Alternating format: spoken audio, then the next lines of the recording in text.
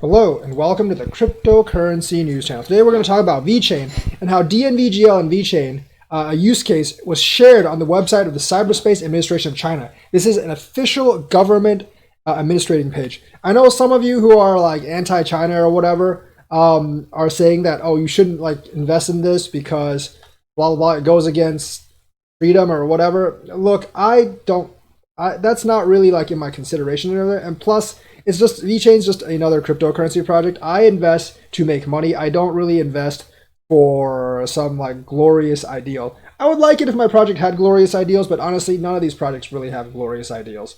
And most, like 95% of people, including most of the people who watch the channel, do actually invest for the money. So DNVGL and Vechain use case shared on the website of the Cyberspace Administration of China definitely like have government connections. So on July 9th, an article from Guangming Daily began circulating that explained how blockchain technology could be used to fight infections. So this obviously relates, like China has that whole like blockchain vaccine project for the entire country. We know that VeChain is being used for the Shanghai part, but this could give clues that VeChain could be used for the entire thing because they are actually featured on how to fight infections using VeChain, obviously. The article featured DNVGL's health codes, MyCare, which is powered by Vechain, which are used to show visitors or clients that the facility has undergone proper measures to ensure safety of the staff and general public. Relevant third-party certifications and data are linked to the blockchain, providing an immutable record that users can check with their mobile devices. So now the article has also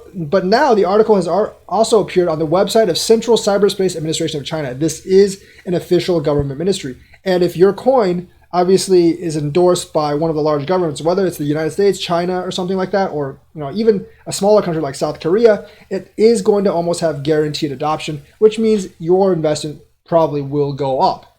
Now, the article has also appeared on the website of the Central Cyberspace Administration of China, also known as the Office of Central Cyberspace Affairs Commission. This is a top-level bureau answering directly to heads of state, including President Xi Jinping and Premier State Counsel Li Keqiang.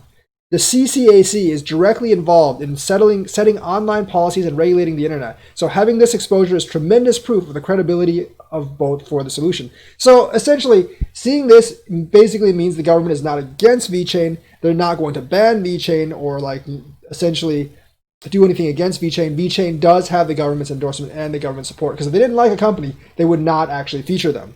So this is kind of an endorsement. The article included multiple references to both Vechain and DNVGL and even included quotes from Sonny Lu. So he's on good terms with the government, unlike Justin Sun, who the government sometimes, which the Chinese government sometimes can't really get a handle on, like, do we like him, do we hate him, whatever. But Sonny Lu is in the government's good graces, which does a lot for expansion within China.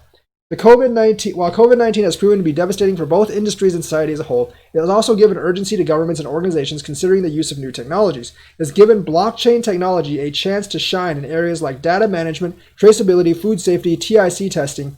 Companies like Vechain and DNVGL, who are providing blockchain applications for enterprise and public health scenarios, are now seeing opportunities to build strong ties with government and business leaders around the world. So essentially, I would say like you're building ties in the second most powerful country in the world. You can argue whether that's China or Russia. Obviously, the second most powerful. The U.S. is obviously the most powerful.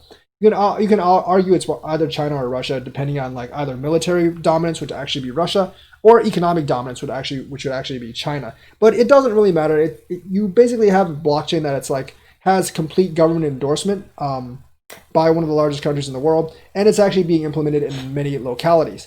So this is definitely good for VeChain.